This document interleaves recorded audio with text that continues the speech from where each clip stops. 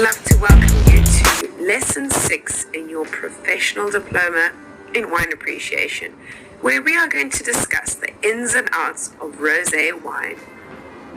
My name is Julia Blaine, and I am your educator for this wine appreciation course.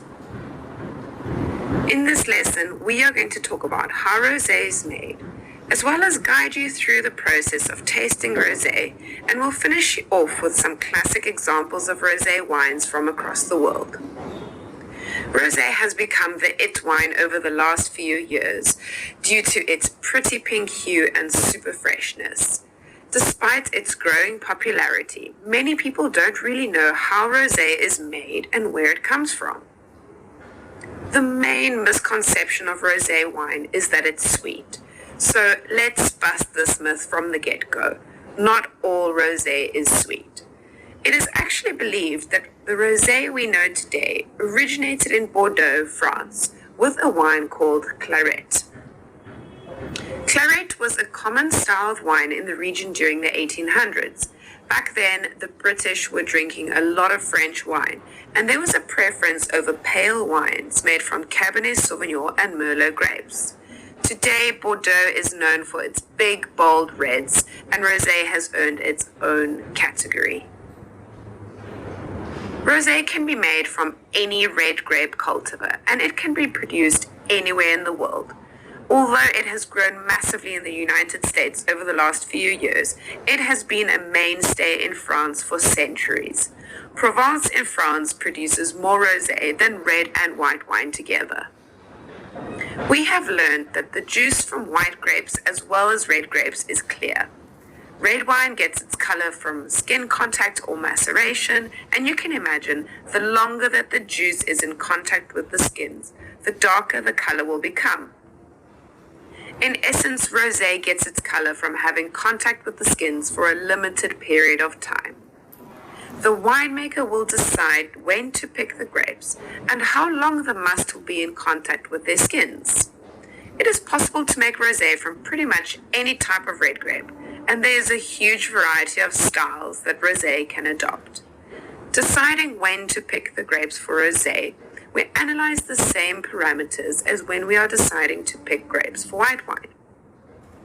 We look at the sugar content in the grapes, and we've now learned that as the ripening season progresses, the sugar content in the grapes will increase, and we measure this in a unit called Brix. We also look at the pH of the juice, and we know that this gives us an indication of the stability of the wine at the end, and pH will also impact the nature of microorganisms that can drive alcoholic fermentation, as yeast and bacteria cells are sensitive to pH. The acidity in grape juice is measured by titratable acidity, and the acidity is very important in terms of the structure of the wine, and it also influences the pH. When deciding when to pick grapes for rosé production, we also look at berry firmness. The berry becomes softer as the grape ripens. Underripe berries are rock hard, and overripe berries are too soft and they start to look like raisins. We also will evaluate the seeds of the grape, just like in white wine. When they are green and underripe, they are really harsh, but once they ripen, they will turn brown, and they can even develop a little bit of a nutty flavor. In red wine grapes, unripe grapes still have green skins. There comes a point in the ripening curve during the season when the skin color changes from green to pink to black. This color change is called veraison, and this is one of the measurements in determining phenolic ripeness. You might have heard a new word there earlier, maceration. This is in the winemaking process when the phenolic materials of the grape, our tannins, anthocyanins, and flavor compounds are leached from the grape skins, seeds, and stems into the must. Rosé is an easy wine to love and to enjoy, but when it comes to making it, it's actually quite complex. There are three main methods in which rosé is made. Firstly, we have the maceration method. Secondly, we've got saignée. And lastly, we have the blending method. Let's take a closer look at these methods of production. In the maceration method, Red grapes are harvested when they are determined to be ripe and they are brought to the cellar. Once they are in the cellar, they will be crushed and the juice will be left to macerate with the skins.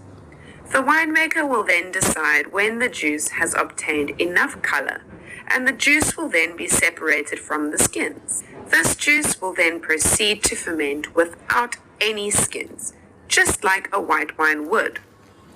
Grapes that are picked for rosé production in this method are often picked when they have reached phenolic ripeness, but are not yet as mature as grapes that would be picked for red wine production. The reason for this is because in rosé, we want that freshness and that acidity, so we want to preserve some of that freshness in the grapes. By phenolic ripeness, we mean that the winemaker is satisfied with the color development of the skins and the ripeness level of the seeds.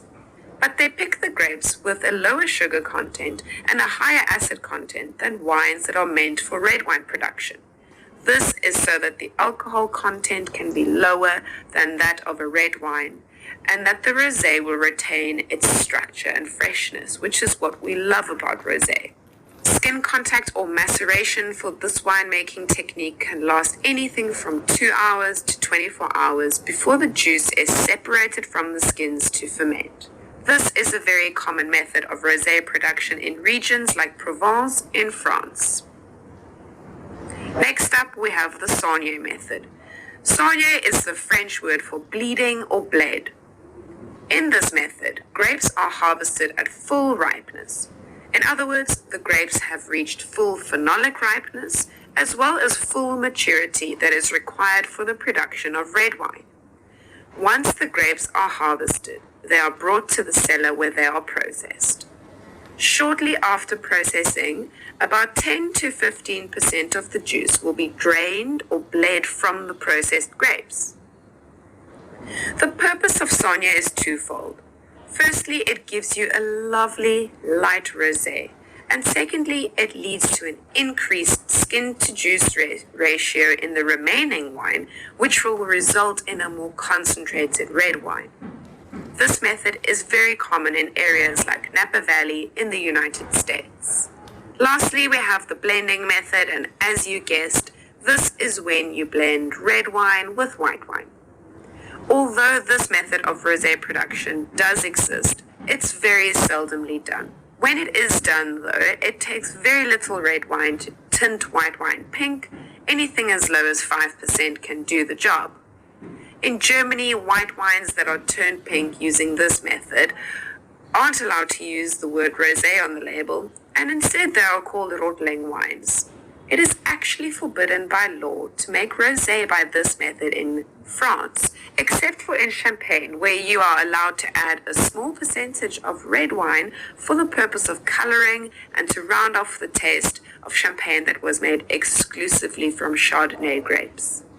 Once the juice has been separated from the skins with a lovely pink hue, it follows the same process of primary fermentation, just like in white wine. So, to recap, Saccharomyces cerevisiae is the strain of yeast that is most common in the conversion from must into wine. This yeast occurs naturally on the grapes and most probably in the cellar as well. This means it is possible for alcoholic fermentation to occur spontaneously in the juice without any intervention from the winemaker. We do know, however, that the risks of this approach is that you might have a stuck or a sluggish fermentation. The alternative is to inoculate the must with a commercialized yeast strain, which lowers the risk of a stuck or a sluggish fermentation. Once the fermentation starts, the must will bubble away and foam, and the air will start to fill with all the lovely aromas of alcoholic fermentation. During this process, the winemaker works tirelessly to ensure the environment is conducive to the survival of the yeast cells.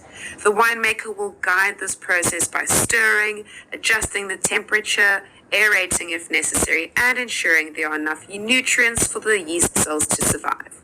As mentioned in the previous lesson, the fermentation process for white wine as well as for rosé wines from start to finish can take between 10 and 14 days. In some cases where the approach was minimal intervention and it was a spontaneous fermentation, fermentations can take a lot longer and sometimes they can tick on for a couple of months before reaching completion.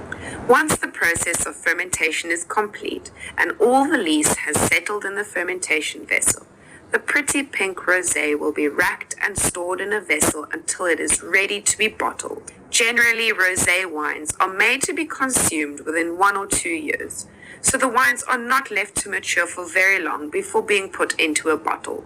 And oak is very seldomly used for rosé for the same reasoning. Remember, if you have any questions or would like to recap on what we have learned so far, you can have a look at the summary notes that we have available for you in your toolkit. Let's talk about your guide to tasting and understanding rosé wines. Now, in rosé, we get dry as well as sweet, as we've said, and each type of rosé will taste different depending on what type of grape was used, the climate the grapes were grown in, and the winemaking style. Did you know in France it's called rosé, in Italy they're called rosato, and in Spain it's called rosado? So what flavors and aromas can we expect from rosé wines? In most of them you can expect red fruit, citrus, melon, floral, and herbaceous notes, depending on the style. Just like in white wine, we get various stylistic groupings for rosé. They are lean and fruity, delicate and fruity, savory, and sweet. Once again, these are just broad groupings, and it is possible for one cultivar to be made in different styles. Let's take a look at what we can expect from these different stylistic classifications. Lean and fruity rosés are crisp and dry, and they pair really well with food because of their freshness. Examples of this style of rosé is rosé from Provence in France.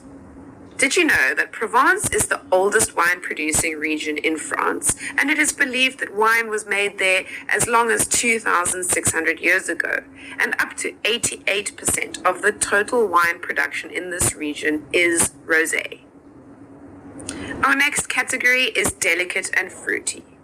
These style rosés are normally made from lighter style red grape cultivars, like Pinot Noir for example. These rosés are really elegant and fresh with a bright acidity, and they display subtle fruit characteristics and are floral. Some rosés are made in a savory and rich style. These rosés are normally made from fuller-bodied red grape cultivars like Cabernet Sauvignon and Syrah, for example. Savory rosés have herbaceous characteristics with hints of spice and red fruit.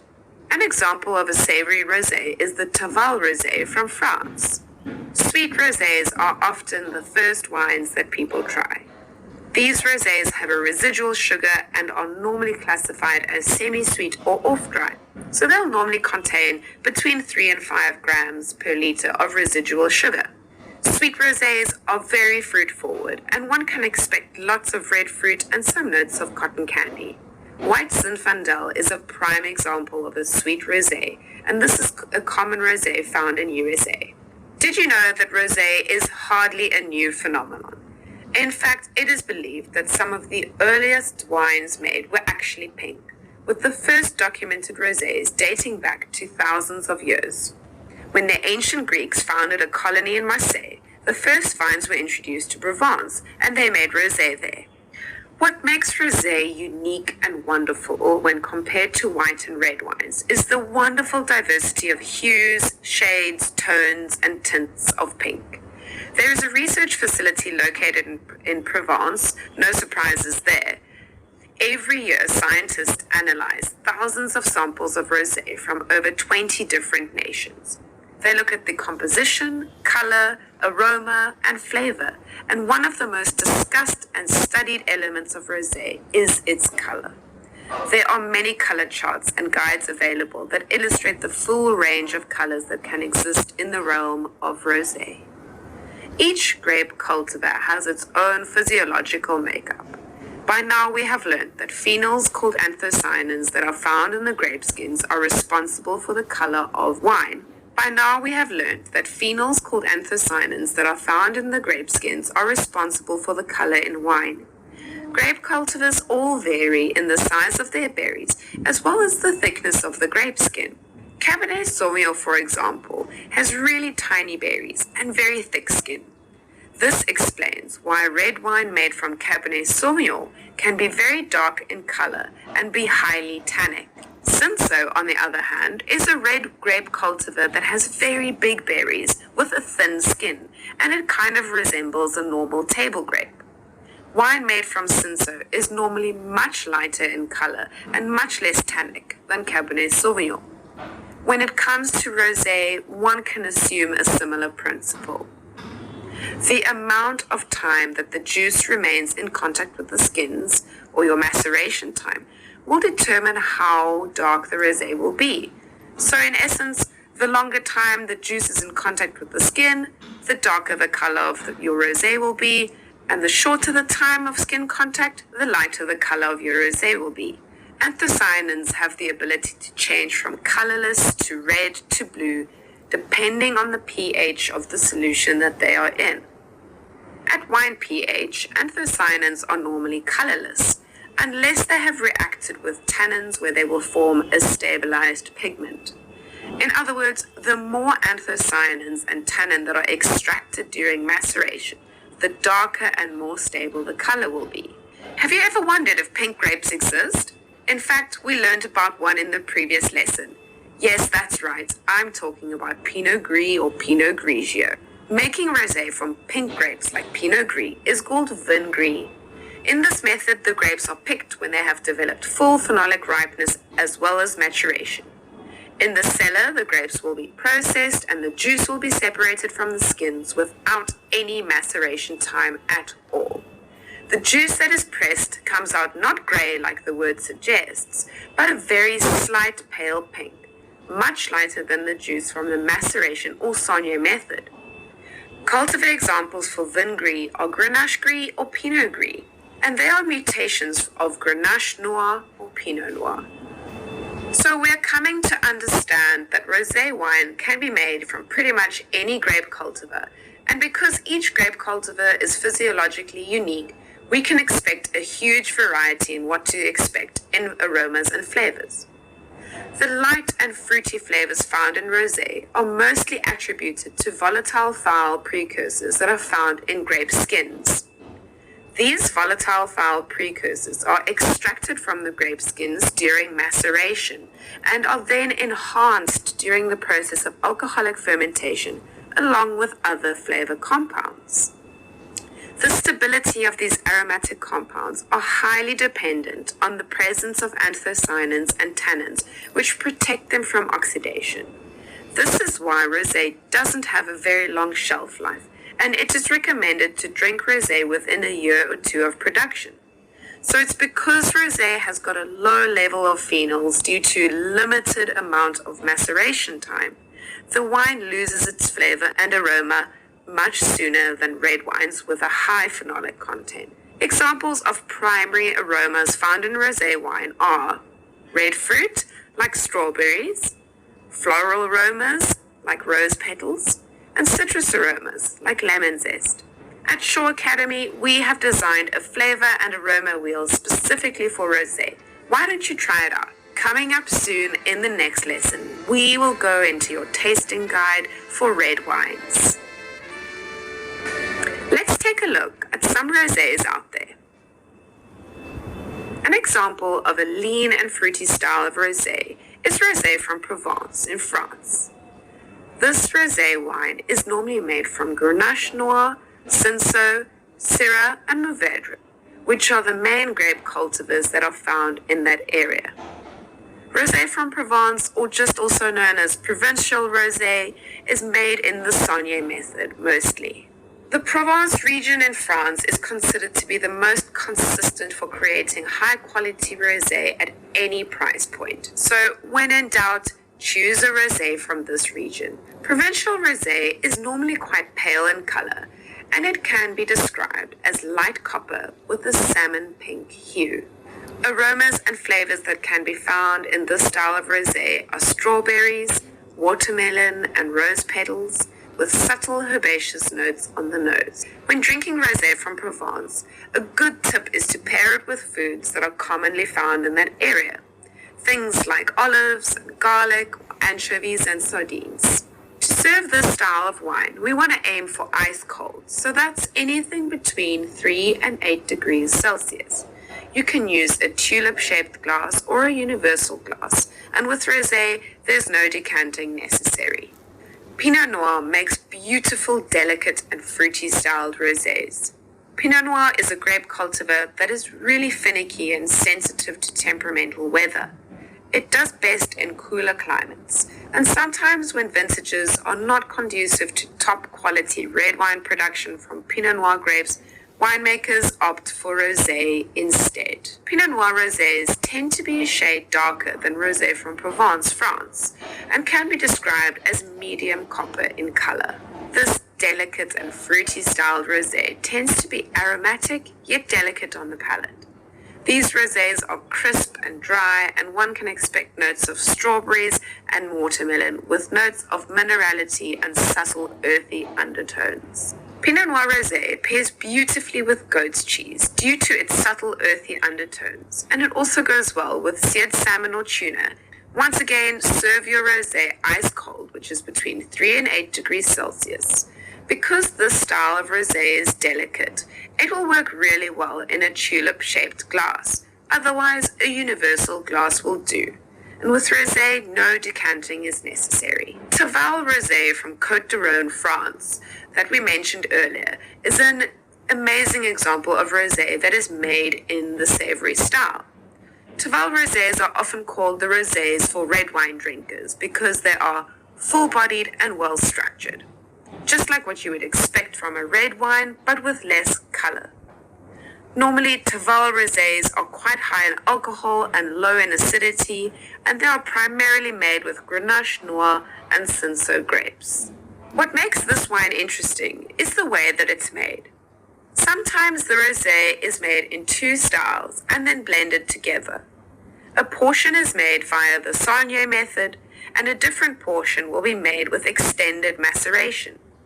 These two portions will then be blended together at a later stage to add color, tannin, and flavor. Due to the way that this Tavel rosé is made, you can expect a much darker color than most rosés. The color of a Tavel rosé can be described as a deep pink. As the name suggests, one can expect more savory notes in this rosé. Summer fruit tones that can evolve into a nutty character with meaty and earthy undertones.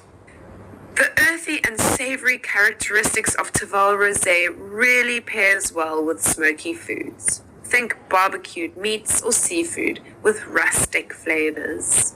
When serving this rosé, just like the others, go for ice cold, 3 to 8 degrees Celsius.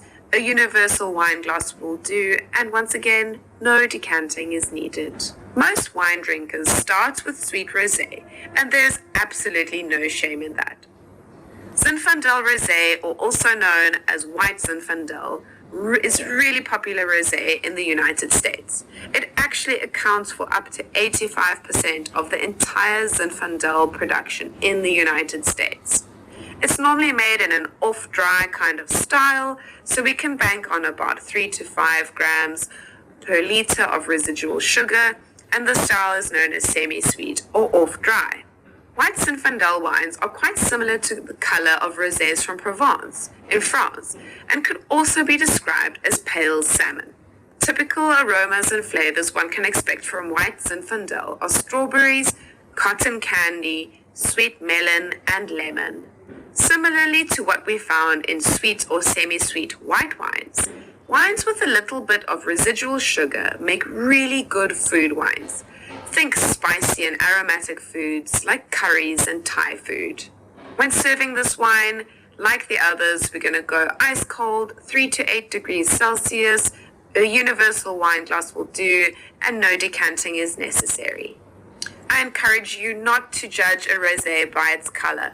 In this lesson, we have learned there are many factors that can influence the way a rosé tastes, and I really encourage you to go on and try them all. Rosé is not just for summer. You can really enjoy them all year round. And with all the variety out there, there is so much to discover. Rosé is excellent with food, and it goes with almost anything from barbecue to pizza to sushi and more.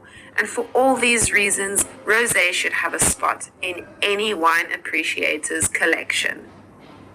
In our membership plans, choose from 3, 6, or 12-month plans and get learning right away.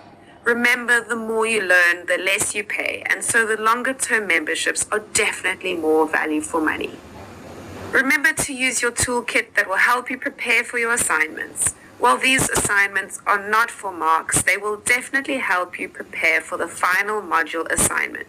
Just a little hint, some of the questions in your final assignment may look familiar if you've done these weekly assignments. Do you remember at the beginning of your lesson 1, I asked you what are your goals for this course? Have these changed now that you have mastered so many skills in just these first few lessons? Is this still about personal growth and development, or are you starting to see a future career here? Let's talk about your goals beyond Module 1 and possible memberships at Shaw Academy. The 5 practical skills that we are developing in this wine appreciation course include tasting, navigating, viticulture and enology, wine styles and cultivars, and wines of the world. Congratulations on embarking on this journey, and have a look at the skills that you have acquired so far. This is just the tip of the iceberg. As in wine, one never starts learning. We will continue to check in with you and your progress for the rest of the course. Keep it up.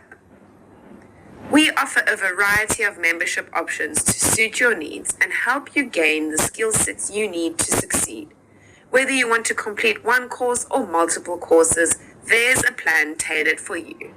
For our lesson challenge, I challenge you to use the Shaw aroma and flavor wheel that we designed specifically for rosé, and tell us about your experience in pictures or in words. #ShawWine. Well done, and congratulations on getting to this point of the first module in your professional diploma in wine appreciation. I really hope you're enjoying it thus far, and it's almost time to pop some bubbles and celebrate completing your first module. Cheers, everybody,